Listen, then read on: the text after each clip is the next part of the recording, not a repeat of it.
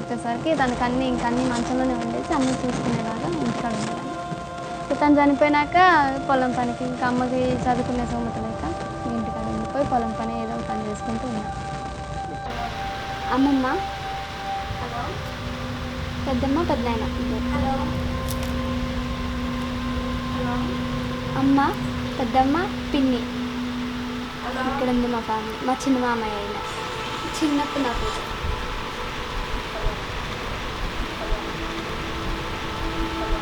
సరే చదువుకోకపోయినా కానీ ఒక 2 years ఉండి మా అమ్మ వాళ్ళ దగ్గర ఉండాలి అనుకున్నాను. వాళ్ళు మనది కాదమ్మా, పెద్దనాన్న వాళ్ళు చెప్పిన మాట వినాలి అనేసి అమ్మ అట్లా చెప్తే సరే అని అమ్మ వాళ్ళతో చేసుకున్నాను. ఇంక ఇప్పుడు ఆ అబ్బాయిని పెళ్లి చేసుకున్నాక అబ్బాయి బయలుదేరి పనికి వెళ్తాడు.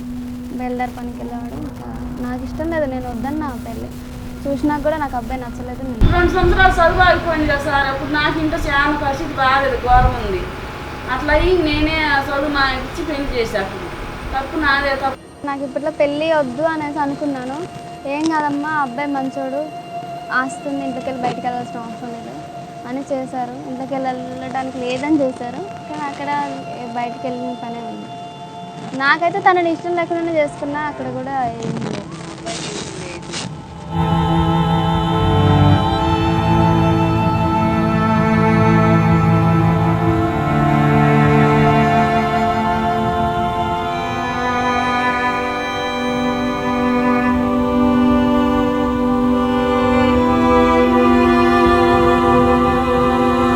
పిల్లలు పెళ్ళి కాకముందుకు వాళ్ళకు తల్లిగారింటి దగ్గర ఎలాంటి స్వేచ్ఛ ఉండే, పెళ్ళైన తర్వాత ఎలాంటి స్వేచ్ఛ ఉంది అత్తగారింట్లో, ఇక్కడికి అక్కడికి డిఫరెంట్ ఏంటి, ఇక్కడ ఎలా స్వేచ్ఛగా ఉన్నారు, అక్కడ ఎలా స్వేచ్ఛగా ఉండలేకపోతున్నారు అనేది అదొకటి డిఫరెంట్ చూద్దాం అనేది దానిపై ఆ ఉద్దేశంతో సర్వే చేయడం జరిగింది. కుటుంబాల్లో 3-4 అమ్మాయిలు ఉంటారు. అమ్మాయిలు ఉండడం వల్ల బర్త్డేని ఇంకా మీ అమ్మాయిని ఎన్ని రోజులు చదివిస్తుంటారు, పంపించేసేయండి, పెళ్లి చేయండి, ఇంకా 2 అమ్మాయిలు ఉన్నారు కదా, ఇంకెంత చదివించినా అంతే కదా, ఏమి వాళ్ళు ఉద్యోగాలు చేస్తారా, ఊర్లో వెళ్తారా అని మోటివ్ ఇట్లా మాట్లాడారు. మా అమ్మ వాళ్ళ ఇంట్లో ఉన్నప్పుడేమో మంచిగా ఫ్రీగా నా ఇష్టం వచ్చినప్పుడు ఏదైనా వండుకొని తినేదాన్ని, ఏదైనా అన్నీ చేసుకొని పెట్టుకునేదాన్ని. అక్కడ అలా లేకుండా ఇక్కడ ఇప్పుడు అత్తయ్య వాళ్ళ ఇంటికాడ ఉన్నప్పుడు ఇట్లా ఖైదీలాగా ఇంట్లోనే ఉండాలి, ఎవరితో మాట్లాడతానే ఉండదు. అప్పటికి పెళ్లి చేసినప్పటికి 35 years ఉంటాయి. 35, 32, 34 అప్పుడు నాకు 16. చిన్న పిల్లలు చిన్న ఏజ్లో ఉంటారు. వీళ్ళకి తెలిసి తెలియని మనస్తత్వంతో డీల్ చేయడానికి పోతుంటే వాళ్ళను టార్చర్ పెట్టడం, భర్త కొట్టడము, తిట్టడము, ఇంకా భర్తకు అనుగుణంగా ఉండాలి అని అమ్మాయి సంథింగ్ అంటే ఏదైనా మనకు వచ్చిన సమస్యలన్నీ మాట్లాడచ్చు కదా, అంటే భర్తకు అనుగుణంగా ఉండలేని సమయంలో కూడా అమ్మాయిని టార్చర్ చేయడం, భర్త హస్బెండ్ ఇబ్బంది పెట్టడము, కాల్చడము, ఇలాంటి సమస్యలు చాలా మా కేస్ స్టైల్లో వచ్చినాయి. అంటే అన్ని ఆ విషయాలు కూడా కొన్ని చెప్పలేకపోతాం మేము. అమ్మాయిలు చెప్పుకుని మేము సర్వే రాస్తుంటే చెప్పుకుని ఏడ్చిన సందర్భాలు కూడా చాలా ఉన్నాయి. అది నాకు అనుకున్న పరిస్థితిలో నేను తను దగ్గరికి రానికపోతే తను ఎవరో వచ్చిపోతున్నారు నీ దగ్గరికి, ఎవరో నైట్ పూట వచ్చి, నైట్ పూట ఇద్దరమే పడుకుంటే నైట్లో ఎవరో వచ్చి తన నోట్లో ఉసుకపోసి ఎవరో వచ్చి నాతో కలిసి తన నోట్లో ఉసుకపోసి వెళ్ళిపోయారంట. అలా అనేసి నన్ను బాధ పెట్టించి తిట్టాడు. కానీ అలానే ఓర్చుకొని ఉన్నా, ఇంకా అట్లనే ఉన్నా అని కొన్ని పరిస్థితుల వల్ల వెళ్ళలేము మేము కూడా. అట్లా నేను రాలేనంటే ఇంకా కొట్టిండు, నువ్వు నా దగ్గరికి రావట్లేదు, ఎవరో ఉన్నారు నీకు, ఎవరో వచ్చిపోతున్నారు అనేసి ఇట్లా గొంతు మీద చేయబెట్టి డ్రెస్ అనేది లేకుండా నైట్ కాళ్ళు పైకి వచ్చే దాకా చేసి 2 చేతులు తన ఒక చేతిలో పట్టుకుని నాకు ఎటు ఊపిరాడుకుని ఉంటే తను ఇంకే కొన్న ఊపిరిలో నేను మా ఇంటికి అడుగు పెట్టాల్సి వచ్చింది.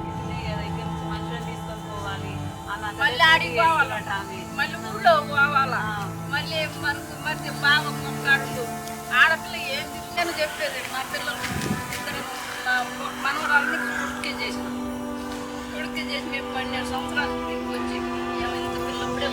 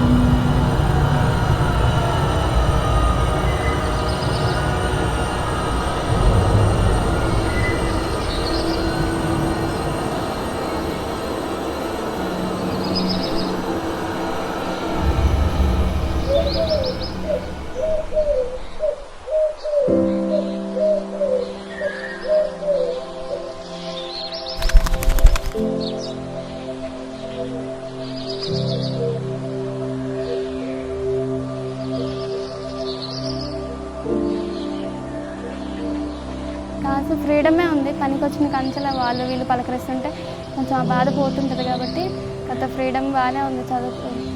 అది పని మాత్రం అట్లా తప్పదు కదా.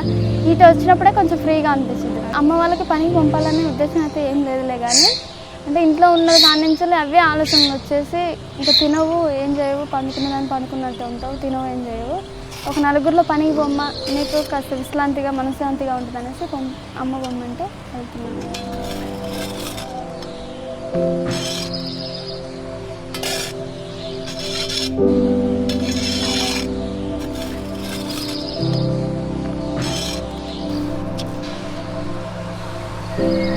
పార్టీ చట్టం ప్రకారం ప్రతి పిల్లలు పాప కానీ బాబు కానీ 14 ఏళ్ల లోపల పిల్లలకి ఉచిత నిర్బంధ విద్య అనేది ఆ విద్యా హక్కు చట్టం ఒకటి. నోట్లో ఒక కేసు 2 కేసులు మ్యారేజ్లు అయిన తర్వాత చదువుకోవాలని చెప్పింది. దాదాపు అన్ని మ్యారేజ్లు అయిన తర్వాత అందరూ చదువు ఆపేసి ఇంకా సంసారం బాధ్యతలే వాళ్ళపైన. ఇంకా పెళ్ళి అయిందంటే మొదలు పిల్లలు టెన్షన్. పిల్లలు ఒకవేళ లేట్ అయిందనుకో అత్తతో ఎన్నో టార్చర్లు అనుభవించిన పిల్లలు ఉన్నారు. అంటే కొడుకు కనుక పుట్టారు అని అంటే ప్రైవేట్ స్కూల్లో వేయడం అంటే మంచి చదువు, కొడుకు చదువు చాలా ఇంపార్టెంట్. ఆడపిల్ల చదువు అంత ఎక్కువ ఇంపార్టెంట్ కాదని అమ్మాయిల్ని గవర్నమెంట్ స్కూల్లో వేయడం. చదువు రాదు, నేర్పిస్తే వచ్చింది నాకు చదువు. నాకు చదువుకోవాలని ఇంట్రెస్ట్ బాగుంది, కానీ చదువు రాదు, నేర్పియాలి. ఎవరైనా ఒకరు నేర్పిస్తే కన్ఫామ్గా వచ్చింది. అంటే నేను చదువుకునే టైంలో అయితే టీచర్ అవ్వాలనేది ఉండేది, కానీ ఇలా పని చేస్తానన్నా కానీ మేము ఒక స్థాయిలో ఉండాలి అనుకుంటున్నాం. ఇప్పటికి మేము అంతా తీసేసిన మా వాళ్ళ దగ్గర మేము ఏది ఇంకా అంతా అసలు లెక్కలో లేమన్నట్టు బతుకుతున్నప్పుడు మా వాళ్ళ దగ్గర మాకే లెక్క లేకుండా బతుకుతున్నాం.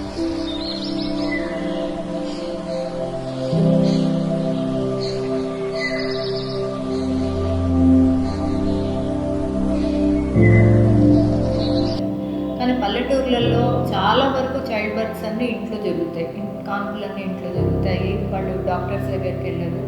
తర్వాత బర్త్ సర్టిఫికేట్ అనేది ఉండదు.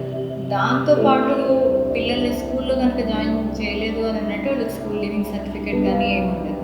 సో ఆధార్లో ఎన్రోల్ చేసుకోవాలి అని అంటే ఎంత ఉంటుందంటే మా పిల్లగాడికి 15 సంవత్సరాలు ఉంటుంది రాయి అని చెప్పాడు. అక్కడ కూర్చున్న క్లర్క్ అదే రాస్తాడు.